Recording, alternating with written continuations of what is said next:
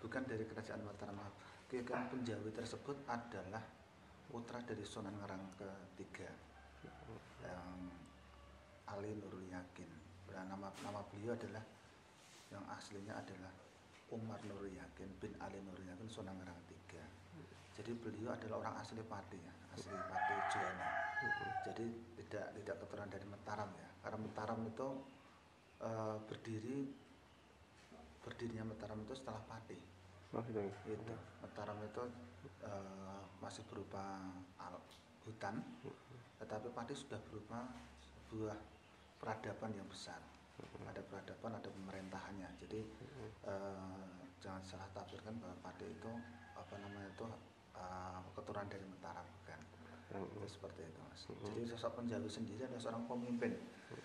Beliau mendapat amanah dari Sultan Hadiwijaya untuk memimpin, untuk menata Kabupaten Pati yang pada waktu itu ada kekosongan kekuasaan, sehingga banyak sekali keraman dan sebagainya, dan tidak bisa terkendali pada waktu itu.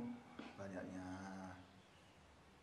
perselisihan di antara satu kelompok dengan kelompok yang lain. Akhirnya terus datanglah Ki Ageng Penjawi menata semua itu dengan kearifan beliau, dengan kebijakan seorang beliau, sehingga menata Kabupaten Pati menjadi lebih baik. Akhirnya diakui oleh masyarakat luas. Akhirnya Penjawi sendiri menjadi dapat julukan dan tambahan menjadi Ki Ageng. Jadi Ki Ageng Penjawi. Jadi dia orang yang dimuliakan pada waktu itu, zamannya pada waktu itu. Jadi beliau ini adalah seorang pemimpin yang dalam menjalankan pemerintahannya itu menggunakan falsafah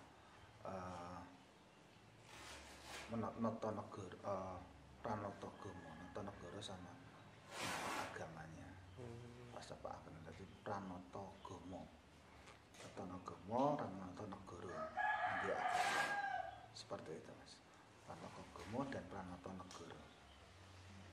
Mungkin ada kisah atau cerita mungkin yang melegenda, Pak? Cerita menggeledah adalah dia itu sebagai tokoh tiga sentral di berdirinya kerajaan Mataram. Tokoh dia itu pada waktu beliau sebagai Senopati Pajang ya, yang diutus Senopati karena ada keributan, ada perselisihan di Kesultanan Demak Bintoro. Ada perebutan kekuasaan di sana, sehingga ketiga orang ini, Ki Penjawi, Ki Papanan, dan Ki Jurumertani menjadi tokoh sentral, bisa memadamkan perselisihan di Demak Bintoro, sehingga ketokohan beliau inilah yang ditiru. Jadi dia ahli strategi, ahli agama, sehingga mendapatkan kepercayaan lebih dari Sultan Hadiwijaya, yaitu Mas Karebet, sehingga beliau diamanai untuk memimpin Pati karena beliau memang orang asli Pati. Seperti yang bisa menjadi teladan di Pati, memimpin Pati, karena beliau juga seorang anak dari seorang tokoh agama besar, Ki Sunan Ngerang III, dan juga cucu dari seorang Sunan Kalijogo.